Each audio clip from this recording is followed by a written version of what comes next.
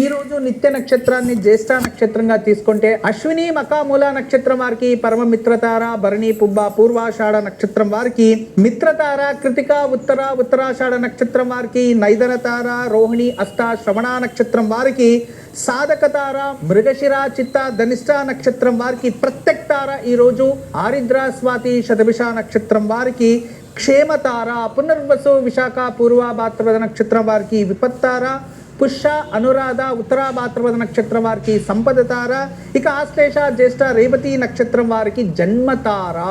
ఇదే ఈరోజు దివ్య తారాబలం. గురుజీ, మన సంప్రదాయంలో ఏం తెలియజేయబోతున్నారు?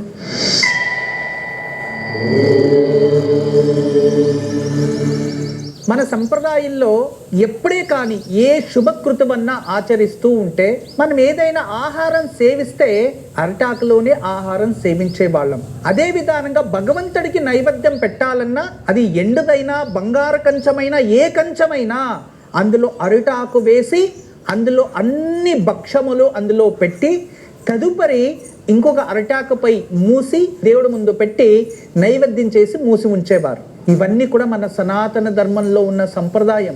మీరు అంటే ఇంట్లో భగవంతుడికి ఎప్పుడే నైవేద్యం పెట్టినా కాస్త అరిటాకు వేసి దానిపై నైవేద్యం పెట్టండి, అదే భగవంతుడు స్వీకరిస్తాడు అనేది శాస్త్రంలో ఉంది. అది లేకపోతే దైవగణాలు స్వీకరించవంట, రాక్షస గణాలు స్వీకరిస్తాయి అక్కడికి వచ్చి అని శాస్త్రం చెప్తుంది. ఎప్పుడు కూడా దేవతల ముందు కావచ్చు లేదో ఇంట్లో అతిథులు వచ్చినప్పుడు అరిటాకు వేసే విధానం కూడా ఉంది, ఎలా అరిటాకు వేయాలి అని.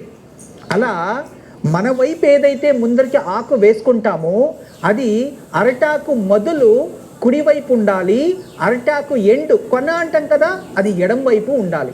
అలా వేసుకొని కూర్చుంటే అప్పుడు కింది వైపు ఉన్నది మనం ముందు ఉంటాం కదా అరిటాకు సగం, ఆ సగంలో ఈ ఒక కుడివైపు స్వీట్ ఉండాలి, అటువైపు లాస్ట్లో కార్నర్లో సాల్ట్ ఉండాలి. ఇది పద్ధతి.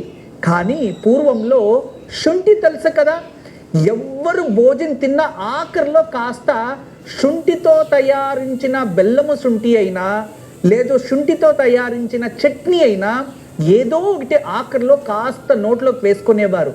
ఎందుకు అంటే జీర్ణక్రియ బాగా అవుతుంది. ఏదైనా విషపూరితమైన ఆహారం అందులో ఉంటే ఆ విషాన్ని తీసేస్తుంది అని అర్థం. ఇది మన సంప్రదాయంలో పూర్వం నుంచి వచ్చింది.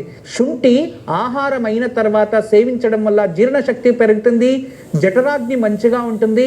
మరి ఎవరైనా విష ప్రయోగాలు ఏదో పెట్టేశారు తినేటప్పుడు అంటారు కదా, అవి బ్రేక్ అయిపోతాయి. అందువలన ఖచ్చితంగా శుంఠి అనేది ఉండాలి. గురుజీకి రేపు ఎటువంటి పూజను ఆచరించాలి?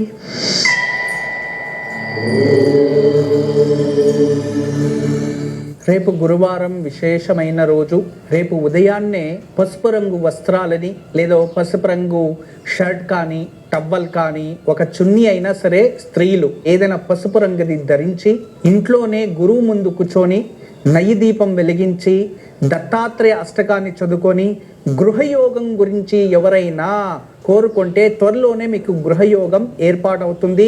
భూమిలో ఏదైనా సమస్యలు అమ్మడిపోవట్లేదు కొనాలి అనుకుని తిరుగుతున్న వారికి సంకల్ప ప్రకారం మీరు పూజిస్తే రేపు గురువుని ఖచ్చితంగా అది ప్రాప్తిస్తుంది.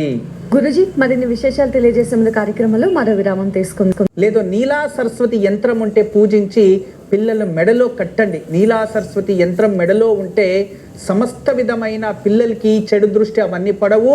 అంతేకాదు విద్య అనేది ఆకర్షిస్తుంది. అయితే ఈరోజు సాయంత్రం సరస్వతీదేవికి తెల్లటి పుష్పాలతో పూజించి అర్చించి పాలు మరియు అన్నాన్ని నైవేద్యం చేసి దాని ప్రసాదంగా పిల్లలకి ఇవ్వడం వలన లేదో పాలతో తయారించిన పాయసాన్ని నైవేద్యం పెట్టి పిల్లలకి ఇవ్వడం వలన వాళ్ళల్లో చెడు ఆలోచనలు దూరం అవుతాయి, జ్ఞానం పైన ఏకాగ్రత పెరుగుతుంది, మరియు చక్కగా చదువు కూడా విఘ్నాలు లేకుండా పరిపూర్ణవంతులు అవుతారు. పిల్లలను చెడు దృష్టి ఆకర్షించకుండా ఉండేందుకు, విద్యాభివృద్ధికి, విద్యాభ్యాసం పట్ల ఏకాగ్రత పెరిగేందుకు ఈ రోజు సాయంత్రం సరస్వతీదేవిని తెల్లని పూలతో పూజించి పిల్లల మెడలో నీలా సరస్వతి యంత్రాన్ని కట్టాలి. పూజానంతరం అమ్మవారికి క్షీరాన్నాన్ని నైవేద్యంగా సమర్పించాలి. ఈ పరిహారాన్ని పిల్లల చేత చేయించవచ్చు లేదా పెద్దలైనా ఆచరించవచ్చు.